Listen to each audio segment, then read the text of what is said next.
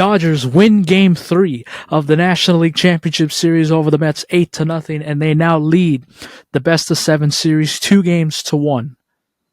What a great, gutsy team win right there. 8-0. Just another shutout by this Dodger pitching staff. 3 out of the last 4 games, and their 4th shutout of the postseason.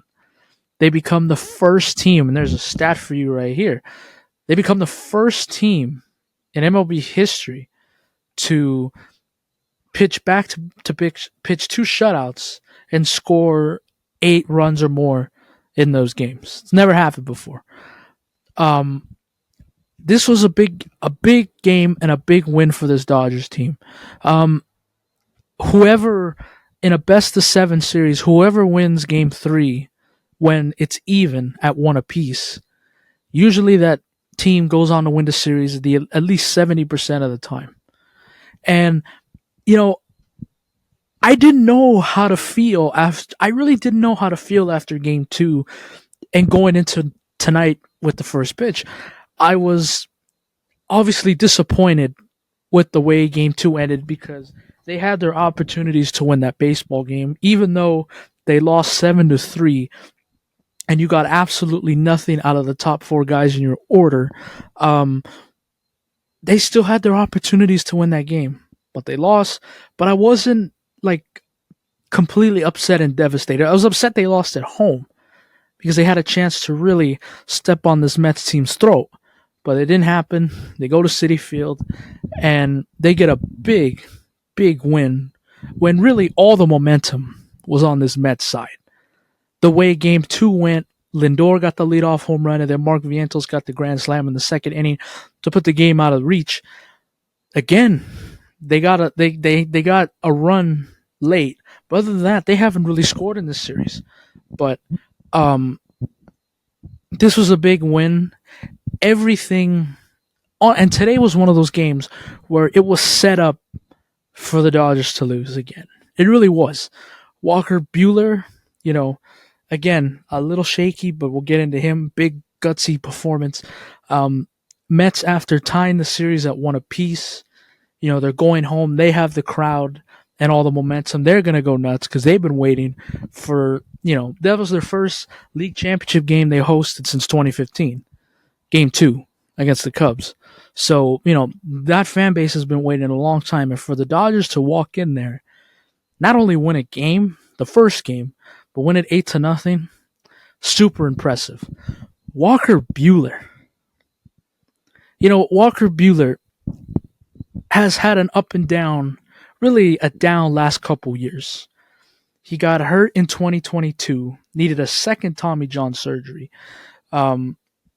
And he just came back this season. He was out the rest of 2022, all of 2023, and even slowly had a coming back this year. And he wasn't good from the beginning. He wasn't. He came back in June, I think. And again, it just wasn't right. And he had a hip injury. They sent him back down. He shut him down. And he pitched these last 2 months really because they had no other people to pitch.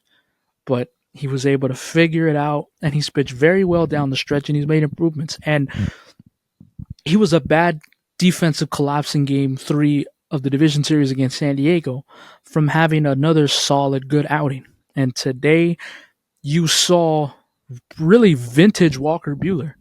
Joe Davis said it perfectly on the broadcast after he got out of the 4th inning. That was vintage Walker Buehler tonight. Threw a lot of pitches, yes, and he got into some trouble, but never gave up the lead. And I think all of Los Angeles, and I think a lot of Dodger fans, kind of took a deep breath in the second inning because it was bases loaded with 1 out, was able to get Francisco Alvarez on a fastball right at the corner of the plate for a strike, and then you knew that Lindor was going to come up with the bases loaded at some point, and that happened again tonight in the second inning. And my heart was beating fast, man, and my heart was in my throat because you can almost sense Lindor is either going to hit a grand slam here or he's going to hit a base hit to tie this game, and this Mets crowd is going to get back into it. The Buehler, having big nuts, big balls, gets Lindor to swing and miss on a 3-2 breaking ball. That was his best pitch tonight. His breaking ball was fantastic today. He had some other good pitches too with the cutter. Slider was kind of hit or miss. The sweeper was okay, but his curveball over the top landed perfectly almost every time he threw it, and kept it at 2-0, and gave this offense a chance to build on this lead. Now, it was 8-0. It was 2-0 for the longest time, especially in those first couple innings when they had a chance to get Luis Severino out of the game earlier than they did. He pitched, I believe he pitched 5 innings, I think. Something like that. Yeah, he went 5 innings today. But they had a chance to knock him out early. But again, they were able to get to him late. They were able to get to their bullpen again late. But just fantastic performance from Walker Buehler today. He is the perfect example, Walker Buehler, of it doesn't matter how bad of a regular season you had. If you can perform in the postseason, we'll forget all about it. And so far, he has answered the bell. He's answered it. And, it was just so sad hearing stuff out of Walker Buehler from his last starts a couple months ago. He was in a bad place. He was in a bad place. He was trying to find his command. He was trying to figure out his mechanics, and he was saying stuff to reporters after these starts that made it really seem like his confidence is down, and he wasn't the same. And he was able to figure it out down the stretch. Dodgers changed some things, and now he's no longer obviously the hard-throwing pitcher, but he's learning how to pitch. And you've seen that these last couple starts. And he gave everything the Dodgers needed today. Would we have liked to get an extra inning out of him? Of course. But made sense. You have a rested bullpen that's ready to go. Gave us 4 innings of no-run ball. Couldn't ask for more, to be honest with you. When you have a bullpen that's been sitting there since Saturday, because they blew out the Mets in Game 1, didn't use any of their high-leverage relievers. Game 2, did not use any of their high-leverage relievers. So you had Kopech, Trinan, those guys waiting and ready to go. And they delivered. It was 2-0 for the longest time. But so far, your 3 best players of this series, Max Muncy, Tommy Edman, and Kike Hernandez. Tommy Edman was able to figure out a way to get on base and give Kike Hernandez a chance. And with 2 strikes in the 5th inning, I believe, or in the 6th inning, made it 4-0. And to kind of give every Dodgers nation a chance just to breathe for a second. Because now Dodgers pitched another shutout and it didn't matter anyways, but I was so afraid that those chances that this Dodger offense blew in the earlier innings, it was going to come back to bite them. Because I knew 2-0 was not going to stand. It was not going to hold.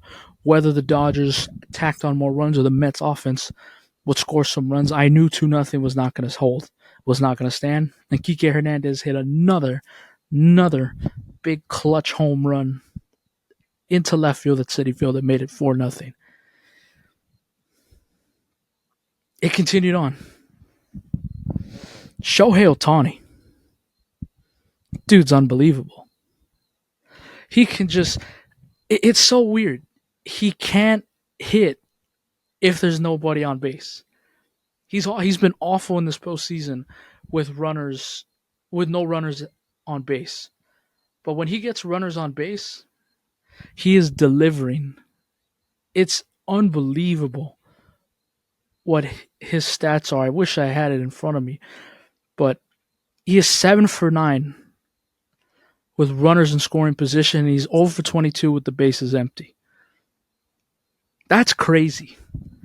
Usually it's the other way. Players only hit and they only deliver when there's nobody on base. And everybody's like, how come you can't do that with runners on base? And then they don't do anything when there's a runner at second or a runner on third. Shohei Ohtani's the complete 180, the complete one opposite. And hey, you know what? Works for me. You just have to get guys on base in front of him. And as we've seen This postseason, he's going to drive them in. And he did that again today with a big moonshot, majestic 3-run home run to make it 7-0 and put the game out of reach. A couple at bats today, he looked lost again. It looks like he's trying to find it. And then he gets a breaking ball middle in, hammers it to right field in a place where hardly ever hits a baseball. Second deck, near the top. That's hard to do at Citi Field, and Otani made it look easy. And then Max Muncy. Max Muncy, listen, we have 2 more wins to go to get to the World Series and win the pennant, but he is an early candidate for NLCS MVP. He was on base 5 times today.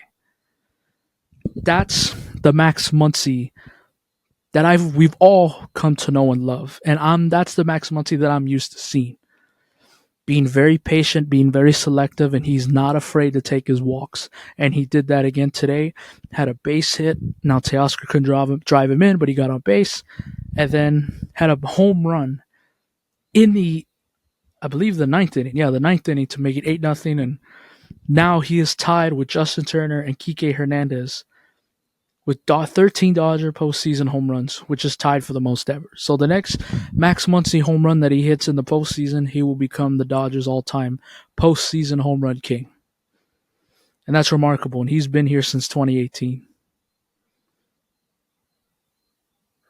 You don't realize how much value Max Muncy had to this lineup until you got him back in August. And then you realize, man, he was deeply missed. He takes good pitches when he's on. He takes a lot of pitches, doesn't swing out of the strike zone, takes his walks, and hands the baton to the next guy. So Max Muncy has been terrific this series, and shout out to Tommy Edman too. He's been hitting the ball this series. Struggled in the division series against San Diego, but ever since it flipped and the NLCS started, he's been terrific. Had a big sac fly in the second inning after he tried to lay down a bunt to make it 2-0. But instead, he got a fastball up and was able to drive it out to center field. And honestly, if there was no wind and it wasn't that cold, that's a home run. That's a home run, and it's 4-0. Shout out to Tyrone Taylor, who made a fantastic catch to keep it at 2-0 and not keep it at runners at second and third with less than 2 outs. And the at-bat of the game for me was how the Dodgers got that first one. Will Smith, he's been struggling really the whole second half, really the whole season, and his struggles have continued into the postseason, but he had one of the best at-bats that I had ever seen from him in his Dodger career, and it wasn't a home run or it wasn't a base hit or anything. It was an infield base hit, but he quickly got to 0-2, and he fouled off a bunch of pitches and took some pitches, and he was able to get it to a full count. And instead of, trying to murder the ball and hit a 3-run home run in left field, he put the ball in play, had to force Severino to try and field it. He couldn't. Ball gets away. Runner scores. It's 1-0. Everybody's safe. That's what you need at this time of the year. You need grinders in the lineup, and you need guys to work that pitch count on these starting pitchers. And Will Smith did not try to do too much. Grinded, got it to a 9-pitch at bat, and he got rewarded with an infield single to get the Dodgers on the board first, and took that Citi Field crowd out of it very quickly.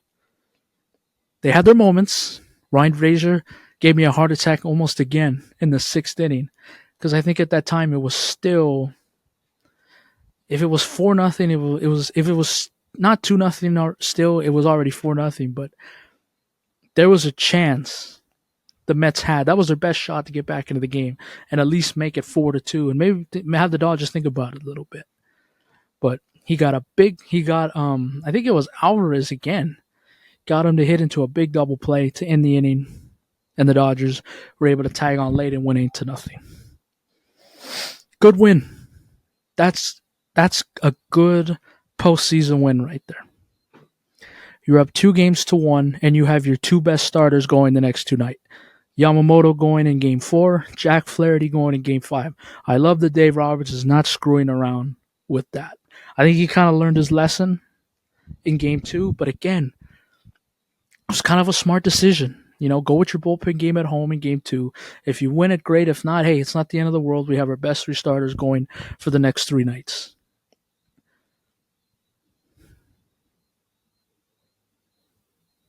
Realistically, Dodgers only have to win one more game over there to go up 3-1 and win it here 3-2 or 4-2. I don't know how the Dodgers are going to do this, but realistically, the Dodgers have to get one more over there. If they can win two and end this series early, fantastic. I will be very happy. But realistically, Dodgers got to get either game four or game five, and we have a chance. We get two tries to come back home and win the pennant at home. But we'll see. Yamamoto looking to build off his best start of his postseason career against San Diego in Game 5. He gets the ball tomorrow. I have a lot of confidence in him. I think he unlocks something against San Diego, and I really believe that he's going to pitch well tomorrow and give this Dodger team a chance. They have to step on the Mets' throat tomorrow. They have to. It's not a must-win game tomorrow. If it's not a must-win, it's not. It'll still be 2-2, but you need... Because I think there's still Met fans that still believe they can win this series, which they absolutely can. But you have a chance to really start ending that belief with a win tomorrow. If you win tomorrow and you go up 3-1, you have 3 chances to win this series. You can win it in Game 5, or you can win it in Game 6 or 7 at home. But if you're the Dodgers, you have to step on their throat tomorrow. You need to come out tomorrow like you're down 2-1. Because the Mets you're gonna get their best shot tomorrow. Because they don't want to go down 3-1. So the Dodgers have to match that energy again. And I think they will, but we'll see how it goes. Dodgers get a big 8-0 win. 2 wins away from the Fall Classic. Still got a long way to go, though. Job's not finished. See you after Game 4.